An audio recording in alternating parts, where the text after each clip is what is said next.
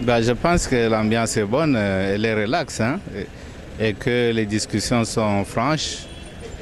Et je trouve que c'est vraiment intéressant. Et vous êtes à quel niveau au niveau de discussion? Ben, au niveau de discussion, on est toujours en train de faire l'état des lieux de la situation du secteur productif. Et depuis hier, on a commencé à aborder un peu aussi la situation des finances publiques.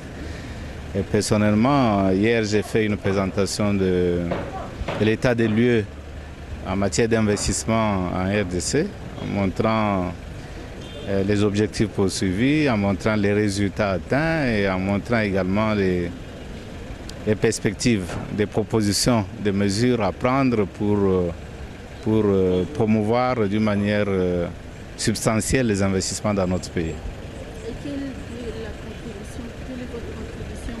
Bon, ma contribution va porter donc sur les deux aspects principaux. L'aspect secteur productif, donc investissement. C'est veiller à ce que les propositions que nous avons faites puissent être retenues, de telle sorte que le pays puisse attirer le maximum d'investissements possible.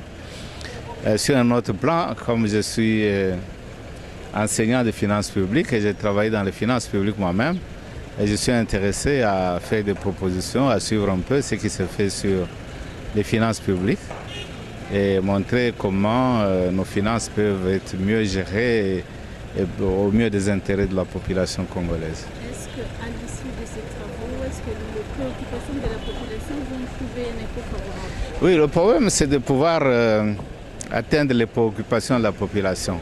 C'est d'éviter la langue de bois, d'éviter un langage trop scientifique et chiffré et qui ne peut pas être compris par la population tout d'abord et des actions qui ne peuvent pas être visibles par la population. Donc je crois que nous devons faire des propositions tout à fait simples et applicables pour que notre peuple, que ce soit à Kinshasa, que ce soit à travers le pays, puisse...